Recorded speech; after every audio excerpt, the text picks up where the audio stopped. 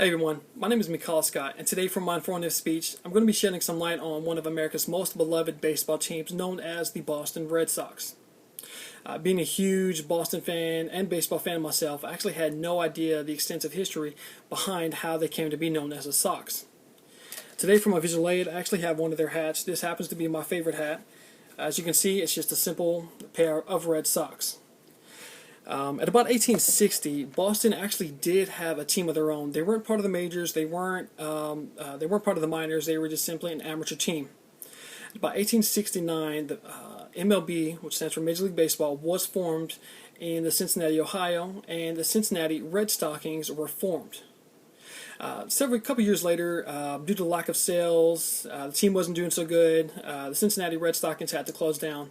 But in 1871, quickly hired their manager, who also brought over a majority of the team's best players at the time to play for Boston.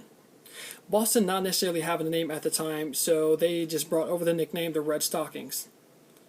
In about 1901, a gentleman by the name of Bam Johnson wanted to start a new Boston club of his own, along with a new Boston team. However, due to the issues of the rules, two teams from the same city cannot compete in the same league, known as the National League. So in 1901, the American League was given birth to, with this new Boston team. They didn't have a name at the time. They were just known as the Bostons. With that being said, families, headlines, news, sportscasters giving them the nickname the Boston Americans.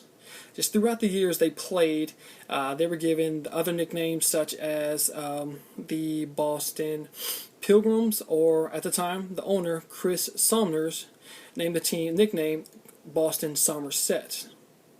By 1906-1907, the Boston Americans won their first World Series in the American League. And the following year, the owner did confirm that they're going to be wearing new uniforms. They're going to be wearing white jerseys, white pants, and bright red socks.